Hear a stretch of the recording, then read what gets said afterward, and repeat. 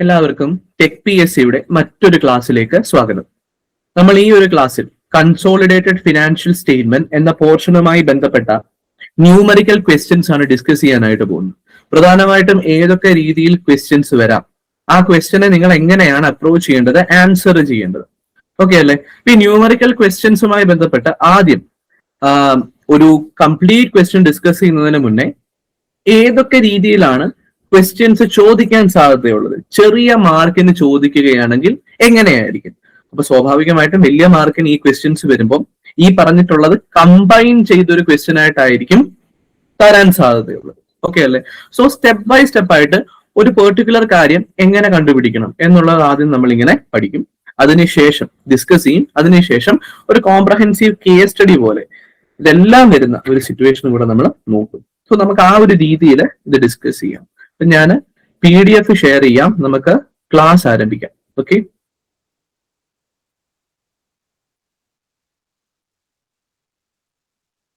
ഇതെല്ലാവർക്കും കാണാൻ കഴിയുന്നുണ്ട് എന്ന് വിശ്വസിക്കുന്നു, ഓക്കെ അല്ലേ?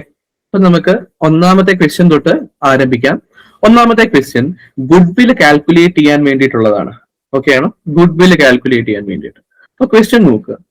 Company P acquire 80% of company S for 5 lakh. Clear ആണോ? 5 ലക്ഷത്തിനാണ്, $5 ലക്ഷം എന്ത് ചെയ്യുന്നത്, അക്വയർ ചെയ്യുന്നത്. കമ്പനി പി കമ്പനി എസിനെ അക്വയർ ചെയ്യുന്നു. At the date of acquisition the fair value of company S identifiable net asset is 4,50,000.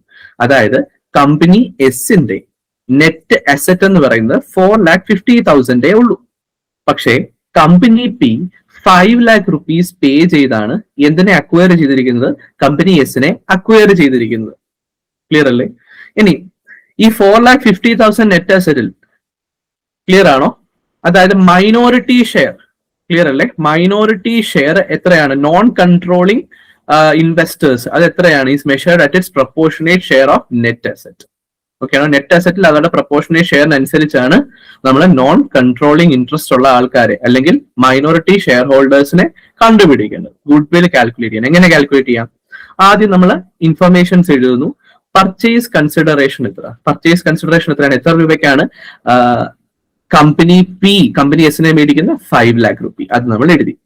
Non controlling interest at acquisition, അതായത് minority share ഹോൾഡേഴ്സിന് എത്ര ഇൻട്രസ്റ്റ് ഉണ്ട് ഈ ഒരു കമ്പനി എസിൽ? കമ്പനി എസിന്റെ ടോട്ടൽ നെറ്റ്വർത്ത് 4,50,000 ആണ്. 80% പി അക്വയർ ചെയ്യുന്നുള്ളൂ. അപ്പൊ ബാക്കി ആരുടെ കയ്യിലായിരിക്കും? Minority share ഹോൾഡേഴ്സിന്റെ കയ്യിലായിരിക്കും. ആ 20% ആണ് മൈനോറിറ്റി ഇൻട്രസ്റ്റ് എന്ന് പറയുന്നത്. അപ്പൊ 4,50,000 ടോട്ടൽ നെറ്റ് അസറ്റിന്റെ 20% 90,000 rupees ആണ് മൈനോറിറ്റി ഇൻട്രസ്റ്റ് എന്ന് പറയുന്നത്. ക്ലിയർ അല്ലേ? അപ്പൊ ടോട്ടൽ വാല്യൂ എത്രയാണ്? ടോട്ടൽ വാല്യൂ എന്ന് പറയുന്നത് 5,90,000 5,90,000 ആണ് പേ ചെയ്യേണ്ടത്. ക്ലിയർ ആണോ? 5 ലക്ഷം കൺസിഡറേഷൻ പേ ചെയ്യണം ഫോർ അക്വയറിംഗ് 80% പ്ലസ് 90,000 കൂടെ എന്താണ്? മൈനോറിറ്റി ഇൻട്രസ്റ്റ് അതിന്റെ 90,000. Total value of the organisation എത്രയാണ്? ടോട്ടൽ വാല്യൂ 5,90,000 ആണ്. ക്ലിയർ ആണോ? അതിനകത്തുനിന്ന് എന്ത് കുറയ്ക്കണം? അതിന്റെ നെറ്റ് അസറ്റ് കുറയ്ക്കണം. ക്ലിയർ അല്ലേ? അപ്പൊ എക്സ്ട്രാ എത്രയാണ് പേ ചെയ്തിരിക്കുന്നത്? എക്സ്ട്രാ 1,40,000 ആണ് കമ്പനി പി പേ ചെയ്തിരിക്കുന്നത്. 80% ഇൻട്രസ്റ്റ് അക്വയർ ചെയ്യാൻ 5 ലക്ഷവും കൊടുത്തു. മൈനോറിറ്റി ഷെയർ ഹോൾഡേഴ്സിനെ കോമ്പൻസേറ്റ് ചെയ്യാൻ 90,000 കൂടെ കൊടുത്തു. അങ്ങനെ 5,90,000 കൊടുത്തു. പക്ഷെ ആ ഒരു ഓർഗനൈസേഷന്റെ നെറ്റ് അസറ്റ് 4,50,000 ഉള്ളായിരുന്നു. അപ്പൊ അതിനർത്ഥം ഇതിന്റെ എക്സ്ട്രാ കൊടുത്തിരിക്കുന്ന എമൗണ്ട് അതിന്റെ ഗുഡ് വിൽ റെപ്യൂട്ടേഷന് വേണ്ടി കൊടുത്ത എമൗണ്ട് ആണ്. ആ എക്സ്ട്രാ കൊടുത്ത 1,40,000 എന്താണ്? ഗുഡ് വിൽ ആണ്. ഓക്കെ അല്ലേ? സോ ഈ രീതി നിങ്ങൾക്ക് ഗുഡ് വിൽ കണ്ടുപിടിക്കാം. അപ്പൊ അവിടെ ശ്രദ്ധിക്കേണ്ട കാര്യം എന്താണ്? മൈനോറിറ്റി ഇൻട്രസ്റ്റ് കണ്ടുപിടിക്കണം. മൈനോറിറ്റി ഇൻട്രസ്റ്റ് കൺസിഡറേഷന് കൂടെ ആഡ് ചെയ്യണം. അതാണ് ടോട്ടൽ വാല്യൂ. ഈ ടോട്ടൽ വാല്യൂവിനെ നെറ്റ് അസറ്റിനെ തമ്മിലാണ് കമ്പയർ ചെയ്യേണ്ടത്. ടോട്ടൽ വാല്യൂ നെറ്റ് അസറ്റിനേക്കാൾ കൂടുതലാണെങ്കിൽ ആ എക്സ്ട്രാ പോർഷൻ ഗുഡ് വിൽ ആയിരിക്കും. ഇനി കുറവാണെങ്കിൽ അത് ക്യാപിറ്റൽ റിസർവ് ആയിരിക്കും. ഓക്കെ അല്ലേ? സോ അതാണ് അവിടെ മനസ്സിലാക്കേണ്ട കാര്യം. ഒന്നാമത്തെ ക്വസ്റ്റ്യൻ കഴിഞ്ഞു. ഇനി നോൺ കൺട്രോളിംഗ് ഇൻട്രസ്റ്റ് അതായത് മൈനോറിറ്റി ഇൻട്രസ്റ്റ് അത് എത്രയാണെന്ന് എങ്ങനെ കണ്ടുപിടിക്കാം? അതിന്റെ ബാലൻസ് എങ്ങനെ കണ്ടുപിടിക്കാം? അതുമായി ബന്ധപ്പെട്ട ഒരു ക്വസ്റ്റ്യൻ ആണ്. At the beginning of the year, non controlling interest in company S was 1,20,000. ഈ വർഷം ആരംഭിച്ച സമയത്ത് കമ്പനി എസിലെ സെയിം എക്സാമ്പിൾ തന്നെ എടുക്കുന്നത്. കമ്പനി എസിലെ നോൺ കൺട്രോളിംഗ് ഇൻട്രസ്റ്റ് എത്രയാ? 1,20,000. അതായത് പി അക്വയർ ചെയ്യുന്നതിന് മുന്നേ 1,20,000 ആണ് non controlling interest. During the year company S reported A net income of 80,000 and declared dividend of 20,000. ആ വർഷം കമ്പനി എസ് 80,000 ഇൻകം ഉണ്ടാക്കി, ഡിവിഡൻഡ് 20,000 കൊടുക്കാമെന്ന് തീരുമാനിച്ചു, ഡിക്ലയർ ചെയ്തു. Company P on 70% of company S. Company P എത്രയാ ഓൺ ചെയ്യുന്നത്? 70% ആണ് on ചെയ്യുന്നത്. കമ്പനി പി 70% ഓൺ ചെയ്തു കഴിഞ്ഞാൽ ബാക്കി 30% ആര് ഓൺ ചെയ്യുന്നത്? മൈനോറിറ്റി ഷെയർ ഹോൾഡേഴ്സ്, അതായത് നോൺ കൺട്രോളിംഗ് ഇൻട്രസ്റ്റ് ഉള്ളത്. അപ്പൊ ഈ കിട്ടുന്ന 80,000 ഇൻകത്തിൽ 70% ആർക്ക് അവകാശപ്പെട്ടതാ? കമ്പനി പിക്കും. 30% ആർക്ക് അവകാശപ്പെട്ടതാ? നോൺ കൺട്രോളിംഗ് ഇൻട്രസ്റ്റ് ഉള്ള ഷെയർ ഹോൾഡേഴ്സിനും അവകാശപ്പെട്ടതാ. ഓക്കെ ആണോ? അപ്പം ഈ വർഷം അവസാനിക്കുമ്പോൾ നോൺ കൺട്രോളിംഗ് ഇൻട്രസ്റ്റ് ഉള്ള ഷെയർ ഹോൾഡേഴ്സിന് എത്ര രൂപയാണ് കിട്ടാൻ അർഹതയുള്ളത്? അവരുടെ ബാലൻസ് എത്രയാണ്? അതാ നോക്കേണ്ടത്. ഓപ്പണിംഗ് ബാലൻസ് 1,20,000 ഉണ്ട്. പ്ലസ് ആ വർഷത്തെ പ്രോഫിറ്റിൽ അവരുടെ ഷെയർ, അതായത് 30%, 24,000 രൂപ അവർക്ക് കിട്ടാൻ അവകാശമുണ്ട്. പ്ലസ് ഡിവിഡൻഡ് 20,000 കിട്ടി, അതിൽ 30% അവർക്ക് കിട്ടാൻ അവകാശമുണ്ട്. അതായത് 6,000 രൂപ അവർക്ക് കിട്ടാൻ അവകാശമുണ്ട്. അത് എന്ത് ചെയ്യണം? കുറയ്ക്കണം. Less share of dividend. Clear അല്ലേ? ലെസ് ഷെയർ അതാണ് അവർക്ക് കൊടുത്തു. ക്ലിയർ ആണോ? അപ്പൊ ക്ലോസിംഗ് നോൺ കൺട്രോളിംഗ് ഇൻട്രസ്റ്റ് എത്രയാ? 1,38,000 ആണ്. ഓക്കെ അല്ലേ? 1,38,000. മനസ്സിലായോ? 1,20,000 opening non controlling interest, share of profit less share of dividend. ഡിവിഡൻഡിന്റെ ഷെയർ എന്ത് ചെയ്തു? കുറച്ചു. 20,000 ഡിവിഡൻഡ്, അതിന്റെ 30% 6,000 ഷെയർ ഓഫ് ഡിവിഡൻഡ്. അത് അവർക്ക് കൊടുത്തു, ഇനി അത് കൊടുക്കാനില്ല. അപ്പൊ ക്ലോസിംഗ് നോൺ കൺട്രോളിംഗ് ഇൻട്രസ്റ്റ് 1,38,000. അപ്പൊ അതും നമുക്കൊരു ചോദ്യമായിട്ട് പ്രതീക്ഷിക്കാം. അതായത് closing balance of non controlling interest കണ്ടുപിടിക്കാനായിട്ട് ചോദിക്കാം. ക്ലിയർ അല്ലേ? അത് രണ്ടാമത്തെ രീതിയിലുള്ള ഒരു ക്വസ്റ്റ്യൻ. മൂന്നാമത്തത് unrealised profit in inventory. Clear ആണോ? അൺറിയലൈസ്ഡ് പ്രോഫിറ്റ് കണ്ടുപിടിക്കാൻ വേണ്ടി. ഓക്കെ അല്ലേ? അൺറിയലൈസ്ഡ് പ്രോഫിറ്റ് എപ്പോഴാണ് വരുന്നത്? ഇന്റർ ഗ്രൂപ്പ് ട്രാൻസാക്ഷൻസ് ഉണ്ടാകുമ്പോൾ, അതായത് ഹോൾഡിംഗ് കമ്പനിയും സബ്സിഡിയറി കമ്പനിയും തമ്മിൽ ട്രാൻസാക്ഷൻ, അല്ലെങ്കിൽ സബ്സിഡിയറി ടു സബ്സിഡിയറി ട്രാൻസാക്ഷൻ, അല്ലെങ്കിൽ subsidiary to holding transaction. Clear ആണോ? അതാണ് സിറ്റുവേഷൻ. ഓക്കെ അല്ലേ? യെസ്. ഇതെന്താ? ഇത് ഡൗൺ സ്ട്രീം ആണ്. ഡൗൺ സ്ട്രീം എന്ന് പറയുമ്പോൾ ഹോൾഡിംഗ് സബ്സിഡിയറിക്ക്. ക്ലിയർ ആണോ? അതാണ് ഡൗൺ സ്ട്രീം എന്ന് പറയുന്നത്. അപ് സ്ട്രീം എന്ന് പറയുന്നത് സബ്സിഡിയറി ടു ഹോൾഡിംഗ്. ക്ലിയർ ആണോ? പിന്നെ ഫെല്ലോ സബ്സിഡിയറീസ് തമ്മിൽ ആ 3 സിറ്റുവേഷൻസ് ആണുള്ളത്. സിറ്റുവേഷൻ നോക്കാം. പേരന്റ് കമ്പനി ആയിട്ടുള്ള, അതായത് ഹോൾഡിംഗ് കമ്പനി ആയിട്ടുള്ള P 100% of subsidiary S hold ചെയ്യുന്നുണ്ട്. അതായത് സബ്സിഡിയറി എസിൽ 100% ആരാ ഹോൾഡ് ചെയ്യുന്നത്? പി ആ ഹോൾഡ് ചെയ്യുന്നത്. ക്ലിയർ അല്ലേ? During the year P sold goods to S. P holding company sold goods to S. ഇതിനെ വിളിക്കുന്ന പേരാണ് ഡൗൺ സ്ട്രീം ട്രാൻസാക്ഷൻ. ക്ലിയർ അല്ലേ? ഫോർ 50,000, 50,000 രൂപയുടെ സാധനമാണ് വിറ്റത്. മാർജിൻ എത്രയാ? Profit margin 20% സെയിൽസിൽ. ഓക്കെ ആണോ? അപ്പം സബ്സിഡിയറിക്ക് ഹോൾഡിംഗ് കമ്പനി 20% പ്രോഫിറ്റ് മാർജിനിലാണ് സാധനം വിൽക്കുന്നത്. Sold goods to S for 50,000. At the year end, ഇയറിന്റെ അവസാനത്തിൽ 15,000 of his goods remain in S inventory. അതായത് സബ്സിഡിയറിയുടെ കയ്യിൽ ഈ ഹോൾഡിംഗ് കമ്പനിയിൽ നിന്ന് മേടിച്ച ഗുഡ്സിലെ 15,000 ഗുഡ്സ് റിമെയിൻ ചെയ്യുന്നുണ്ട്, വിൽക്കാൻ പറ്റാതെ. വിൽക്കാൻ പറ്റാന്ന് പറഞ്ഞാൽ ഈ ഗുഡ്സിന്റെ മേൽ പ്രോഫിറ്റ് അൺറിയലൈസ്ഡ് ആണ്. ഓക്കെ ആണോ? ഈ ഗുഡ്സിന്റെ മേൽ എന്താണ്? പ്രോഫിറ്റ് അൺറിയലൈസ്ഡ് ആണ്. അതാണ് നമ്മൾ കണ്ടുപിടിക്കേണ്ടത്. കാരണം അത് കണ്ടുപിടിച്ച് നമ്മൾ എലിമിനേറ്റ് ചെയ്യണം. കാരണം ഇത് ആരിൽ നിന്നാണ് മേടിച്ച? ഹോൾഡിംഗ് കമ്പനിയിൽ നിന്നാണ്. അതുകൊണ്ട് തന്നെ ഗ്രൂപ്പിന്റെ കൺസോളിഡേറ്റഡ് ഫിനാൻഷ്യൽ സ്റ്റേറ്റ്മെന്റിൽ ഈ അൺറിയലൈസ്ഡ് പ്രോഫിറ്റ് ഉണ്ടാകാൻ പാടില്ല. ക്ലിയർ അല്ലേ? കാരണം എന്താ? അത് ഗ്രൂപ്പ് എന്ന് പറയുമ്പോൾ ഹോൾഡിംഗ് സബ്സിഡിയറി അതിനകത്ത് ഒറ്റ ഇതായിട്ടാണ് നമ്മൾ കൺസിഡർ ചെയ്യുന്നത്. അപ്പൊ ഹോൾഡിംഗ് സബ്സിഡിയറിയും തമ്മിലുള്ള ട്രാൻസാക്ഷന്റെ ഫലമായി വിൽക്കാതെ ഒരു അൺറിയലൈസ്ഡ് നിൽക്കുന്നുണ്ടെങ്കിൽ, അൺറിയലൈസ്ഡ് പ്രോഫിറ്റ് നിൽക്കുന്നുണ്ടെങ്കിൽ അത് എന്ത് ചെയ്യണം? എലിമിനേറ്റ് ചെയ്യണം. അപ്പൊ അതെങ്ങനെ കണ്ടുപിടിക്കാമെന്ന് നോക്കാം. ക്ലോസിംഗ് ഇൻവെന്ററി ആയിട്ട് ഇൻവോയ്സ് പ്രൈസ് എത്രയാണ്? ക്ലോസിംഗ് ഇൻവെന്ററി 15,000 ആണ്. കാരണം അവസാനിക്കുന്ന സമയത്ത് 15,000 രൂപയുടെ സാധനമാണ് വിൽക്കാതിരിക്കുന്നത്. പ്രോഫിറ്റ് മാർജിൻ 20% എടുത്തത്. ഹോൾഡിംഗ് കമ്പനി 20% പ്രോഫിറ്റ് മാർജിൻ എടുത്താണ് ഈ ഗുഡ്സ് ആർക്ക് വിറ്റിട്ടുള്ളത്? സബ്സിഡിയറിക്ക് വിറ്റിട്ടുള്ളത്. അപ്പൊ അൺറിയലൈസ്ഡ് പ്രോഫിറ്റ് എത്രയായിരിക്കും? 15,000 രൂപയുടെ ഗുഡ്സ് ആണ് വിൽക്കാതിരിക്കുന്നതെങ്കിൽ അതിന്റെ 20% ലാഭവിഹിതമായിരിക്കും. അതായത് 3,000 രൂപയാണ് ഈ 15,000 ലാഭം. അപ്പൊ കോസ്റ്റ് 12,000 ഉള്ള ഗുഡ്സ് ആണ് വിൽക്കാതിരിക്കുന്നത്. അതിന്റെ ലാഭമാണ് 3,000. അങ്ങനെയാണ് 15,000 രൂപ വില വന്നിട്ടുള്ളത്. അപ്പൊ 3000 രൂപയാണ് അൺറിയലൈസ്ഡ് പ്രോഫിറ്റ് എന്ന് പറയുന്നത്. ക്ലിയർ അല്ലേ? ഇതൊരിക്കലും നമ്മളുടെ ഫിനാൻഷ്യൽ സ്റ്റേറ്റ്മെന്റിന്റെ ഭാഗമാകരുത്. അപ്പൊ എന്ത് ചെയ്യും? ഗ്രൂപ്പ് കൺസോളിഡേറ്റഡ് ഫിനാൻഷ്യൽ സ്റ്റേറ്റ്മെന്റിൽ അത് കുറയ്ക്കും. This is deducted from consolidated inventory and consolidated retained earning. Consolidated ഇൻവെന്ററിയിൽ നിന്നും കുറയ്ക്കും, കൺസോളിഡേറ്റഡ് റീറ്റെയിൻഡ് ഏർണിംഗ്സിൽ നിന്നും ഇത് കുറയ്ക്കും. ഓക്കെ ആണോ? സോ അതാണ് അൺറിയലൈസ്ഡ് പ്രോഫിറ്റിന്റെ കമ്പ്യൂട്ടേഷൻ. നാലാമത്തെ question Inter company debt elimination ആണ്. ഇന്റർ കമ്പനി ട്രാൻസാക്ഷൻസ് എലിമിനേറ്റ് ചെയ്യണം. ഇന്റർ കമ്പനി എന്ന് പറയുമ്പോൾ ഒരു ഗ്രൂപ്പിനകത്ത് തന്നെ സബ്സിഡിയറി ഓർ ഹോൾഡിംഗ് അവർ തമ്മിലുള്ള അല്ലെങ്കിൽ സബ്സിഡിയറി ടു സബ്സിഡിയറി അത് എന്ത് ചെയ്യണം? എലിമിനേറ്റ് ചെയ്യണം. അപ്പൊ എങ്ങനെ എലിമിനേറ്റ് ചെയ്യാവും നോക്കാം. Company A owns 60% of company B. അപ്പൊ കമ്പനി എ ഹോൾഡിങ്ങും കമ്പനി ബി സബ്സിഡിയറിയുമാണ്. At year end, company A's account receivable include 12,000 due from company B. Okay ആണോ? അവസാനം ആ ലാസ്റ്റ് ഇയറിന്റെ എൻഡിൽ നോക്കിയപ്പോൾ കമ്പനി എയുടെ അക്കൗണ്ടിൽ എന്തുണ്ട്? റിസീവബിൾ ഉണ്ട്. 12,000 റുപ്പീസ് ആരിൽ നിന്ന് കിട്ടുന്നതാണ്? കമ്പനി ബിയിൽ നിന്ന് കിട്ടുന്നതാണ്. സബ്സിഡിയറിയിൽ നിന്ന് 12,000 രൂപ ആർക്ക് കിട്ടാനുണ്ട്? ഹോൾഡിങ്ങിന് കിട്ടാനുണ്ട്. കമ്പനി ബിയുടെ record show they only or 10,000 because A payment of 2,000 is in transit. Company ബിയുടെ റെക്കോർഡ് നോക്കിയപ്പം 10,000 ഇനി കൊടുക്കാനുള്ളൂ. കാരണം 2,000 രൂപയുടെ ഓൾറെഡി കൊടുത്തു. പക്ഷെ ഇൻ ട്രാൻസിറ്റ് ആണ്. അവർക്ക് അത് കിട്ടിയിട്ടില്ല എന്ന് ഇവർ അക്നോളജ് ചെയ്യുന്നുണ്ട്. ഇൻ ട്രാൻസിറ്റ് അതുകൊണ്ട് ഇവര് ഇനി 10,000 തങ്ങളുടെ ലൈബിലിറ്റി കൊടുക്കാനുള്ളൂ എന്നാണ് റെക്കോർഡ് ചെയ്തിരിക്കുന്നത്. ഓക്കെ അല്ലേ? നമ്മൾ എന്ത് ചെയ്യണം? അഡ്ജസ്റ്റ്മെന്റ് എൻട്രീസ് പാസ് ചെയ്യണമെന്നാണ് പറഞ്ഞിരിക്കുന്നത്. ഓക്കെ ആണോ? ക്യാഷ് ഇൻ ട്രാൻസിറ്റിനെ എങ്ങനെ അഡ്ജസ്റ്റ് ചെയ്യാം? ക്യാഷ് ഇൻ ട്രാൻസിറ്റിനെ എങ്ങനെ അഡ്ജസ്റ്റ് ചെയ്യാം? By passing the entry cash account debtor to account payable. Account payable 2,000, cash 2,000. അതിനെ എന്ത് ചെയ്തു? അഡ്ജസ്റ്റ് ചെയ്തു. ക്ലിയർ അല്ലേ? Cash 2,000, account payable 2,000. ഇതിന് എന്ത് ചെയ്യണം? ഇന്റർ കമ്പനി ബാലൻസ് എലിമിനേറ്റ് ചെയ്യണം. എങ്ങനെ എലിമിനേറ്റ് ചെയ്യാൻ പറ്റും? Account payable account debtor to account receivable account. Account receivable 12,000 asset ആണ്. അതിനെ എലിമിനേറ്റ് ചെയ്യാൻ അതിനെ ക്രെഡിറ്റ് ചെയ്തു. അസറ്റ് കുറയ്ക്കണമെങ്കിൽ ക്രെഡിറ്റ് ചെയ്യണം.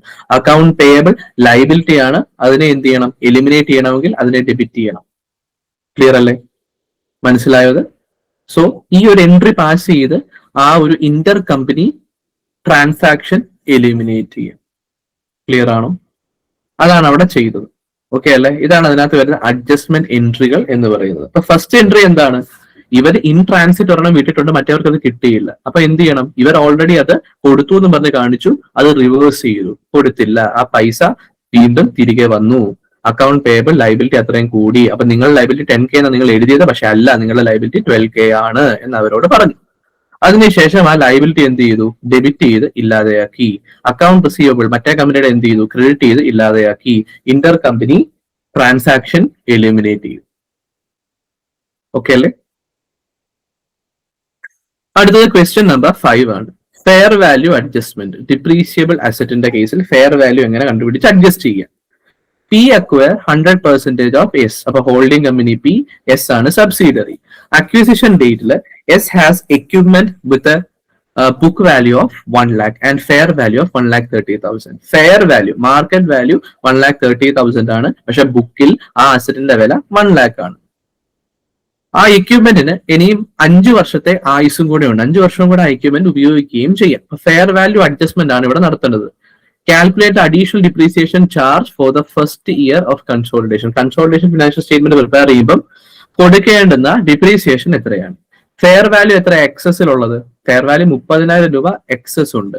റിമൈനിങ് ലൈഫ് 5 ഇയർ ആണ്.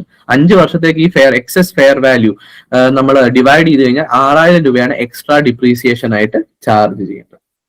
ഓക്കെ ആണ്. 1 lakh ബുക്ക് വാല്യൂന്നുള്ള ഡിപ്രീസിയേഷൻ ഓൾറെഡി പൊക്കോളും. പക്ഷേ ഫെയർ വാല്യൂ 1,30,000 ആണ്. അപ്പൊ ആ എക്സസിന് എത്രയാണ് എക്സ്ട്രാ ഡിപ്രീസിയേഷൻ ചാർജ് ചോദിച്ചത്? അഡീഷണൽ ഡിപ്രീസിയേഷൻ ചാർജ് ചെയ്യേണ്ട എത്രയാണ്? അഡീഷണൽ ഡിപ്രീസിയേഷൻ ചാർജ് ചെയ്യണമെങ്കിൽ അഡീഷണൽ എമൗണ്ട് എക്സസ് വാല്യൂ എത്രയാണെന്ന് കണ്ടുപിടിക്കണം. എക്സസ് വാല്യൂ ഓൾറെഡി അറിയാം. ബുക്ക് വാല്യൂവിൽ നിന്ന് ഫെയർ വാല്യൂ മൈനസ് ചെയ്ത് കഴിഞ്ഞാൽ എന്ത് കിട്ടും? എക്സസ് വാല്യൂ കിട്ടും. ആ എക്സസ് വാല്യൂവിനെ യൂസ്ഫുൾ ലൈഫ് കൊണ്ട് ഡിവൈഡ് ചെയ്ത് കഴിഞ്ഞാൽ എക്സസ് വാല്യൂ എത്ര വർഷത്തിനുള്ളിൽ ഡിപ്രീഷിയേറ്റ് ചെയ്ത് പോകണമെന്ന് അറിയാം. 6,000 രൂപ ഓരോ വർഷം ഡിപ്രീഷിയേറ്റ് ചെയ്ത് പോവുക. അപ്പൊ ഓൾറെഡി പ്രൊവൈഡ് ചെയ്യുന്ന ഡിപ്രീസിയേഷന്റെ പുറമെ 6,000 എല്ലാ വർഷവും എക്സ്ട്രാ ഡിപ്രീസിയേഷൻ പ്രൊവൈഡ് ചെയ്യണം. അപ്പൊ എക്സ്ട്രാ ഡിപ്രീസിയേഷന്റെ എമൗണ്ട് 6,000 ആണ്. കൺസോളിഡേറ്റഡ് ഫിനാൻഷ്യൽ സ്റ്റേറ്റ്മെന്റ് പ്രിപ്പയർ ചെയ്യും. ഓക്കെ അല്ലേ? അടുത്ത ചോദിക്കാൻ സാധ്യതയുള്ളതാണ് consolidated retained earnings. Consolidated retained earnings parent P holding company അവർക്ക് റീറ്റെയിൻഡ് ഏർണിംഗ്സ് 5 ലക്ഷം ഉണ്ട്. അവർ 80% സബ്സിഡിയറി എസിൽ ഹോൾഡ് ചെയ്യുന്നത്.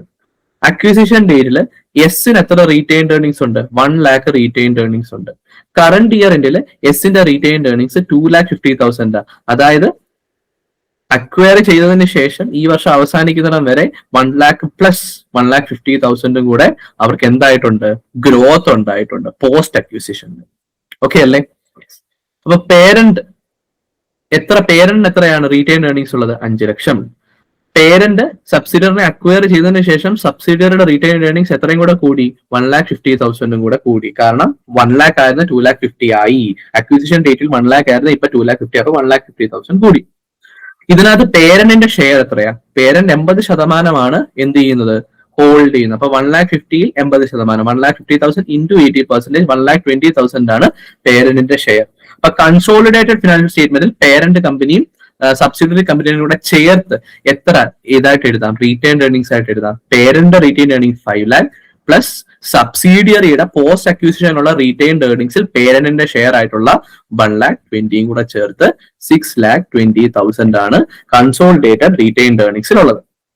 ഒരിക്കലും മൈനോറിറ്റി ഷെയറിന്റെ കൺസോളിഡേറ്റഡ് റീറ്റെയിൻഡ് ഏർണിംഗ്സ് നമുക്ക് എടുത്താൻ പറ്റത്തില്ല. അത് നമ്മൾ എലിമിനേറ്റ് ചെയ്യും, അത് നമ്മൾ മാറ്റും. എന്നിട്ട് പേരന്റിന്റെ ഷെയർ ഇൻ സബ്സിഡിയറി അതുമായി ബന്ധപ്പെട്ടത് മാത്രമേ നമ്മൾ കൂട്ടത്തുള്ളൂ. അപ്പൊ 6,20,000 ആണ് consolidated retained earnings. Consolidated financial statement prepare ചെയ്യുമ്പോൾ കൺസോളിഡേറ്റഡ് റീറ്റെയിൻഡ് ഏർണിംഗ്സ് 6,20,000. ഓക്കെ അല്ലേ? ഡൗട്ട് ഇല്ലല്ലോ? ഇനി 7ാമത്തെ question, gain on bargain purchase. Bargain purchase നടത്തുമ്പോൾ ഗെയിൻ ഉണ്ടായി കഴിഞ്ഞാൽ അതിനെ എങ്ങനെ ട്രീറ്റ് ചെയ്യണം? P acquire 100% of S for 2 lakh. 2 ലക്ഷം രൂപയ്ക്ക് 100% എസിന്റെ അക്വയർ ചെയ്തു. Fair value of S identifiable net asset 2,30,000. എസിന്റെ ഫെയർ വാല്യൂ എത്രയാണ്? Identifiable net asset 2,30,000. അതാണ് 2 ലക്ഷം രൂപയ്ക്ക് അക്വയർ ചെയ്തത്. അതായത് നെറ്റ് അസെറ്റ് അക്വയർഡ് 2,30,000 രൂപയുടെ അസെറ്റ് ആണ് അക്വയർ ചെയ്തത്. പക്ഷെ അതിന് എത്ര രൂപയെ പേ ചെയ്തിട്ടുള്ളൂ? 2 ലക്ഷം രൂപയെ പേ ചെയ്തിട്ടുള്ളൂ. അതിന്റെ ഡിഫറൻസ് എത്രയാ? 30,000. ഈ 30,000 എങ്ങനെയാണ് ഡിഫറൻസ് വന്നത്? ബാർഗെയിൻ ചെയ്ത് പ്രൈസ് കുറച്ചു. അപ്പൊ 30,000 രൂപ ഗെയിൻ ഓൺ ബാർഗെയിൻ പർച്ചേസ് ആണ്. ഓക്കെ അല്ലേ? മനസ്സിലായോ? Yes. This is a gain on bargain purchase, negative goodwill. It is recognized immediately as a gain in the consolidated statement of P&L. ഇത് consolidated statement of P&L നമ്മൾ recognise ചെയ്യും. Okay ആണോ? Negative goodwill. Clear ആണോ? Negative goodwill. കാരണം എന്താ? 2,30,000 ആണ് net asset. 3 ലക്ഷത്തിനാണ് മേടിച്ചതെങ്കിൽ ഈ 70,000 രൂപ ഗുഡ്വില്ല. പക്ഷെ ഇവിടെ എന്താ? 3 ലക്ഷത്തിനല്ല മേടിച്ചത്, 2,30,000 കുറഞ്ഞ എമൗണ്ടിനാണ് പർച്ചേസ് നടന്നിരിക്കുന്നത്. അപ്പൊ അതെന്താണ്? അത് നെഗറ്റീവ് ഗുഡ്വിൽ ആണ്. Negative goodwill. ഓക്കെ അല്ലേ? മനസ്സിലായോ? സോ നെഗറ്റീവ് ഗുഡ്വിൽ ആണ് അവിടെ വരുന്നത്. ക്ലിയർ അല്ലേ? യെസ്. സോ അതിനെ എന്തായിട്ട് നമുക്ക് ട്രീറ്റ് ചെയ്യാം? ഗെയിൻ ആയിട്ട് ട്രീറ്റ് ചെയ്യാം. ഗെയിൻ ഓൺ ബാർഗെയിൻ പർച്ചേസ് ആയിട്ട് ട്രീറ്റ് ചെയ്യാം. Gain on bargain purchase. Okay ആണോ? Gain on bargain purchase. അത് മനസ്സിലായോ എങ്ങനെയാണ് ട്രീറ്റ് ചെയ്യേണ്ടതെന്നുള്ളത്? Gain on bargain purchase. ഇനി 8ാമത്തെ question, elimination of inter company dividend. Elimination of inter company dividend. Subsidiary S declare a dividend of 40,000.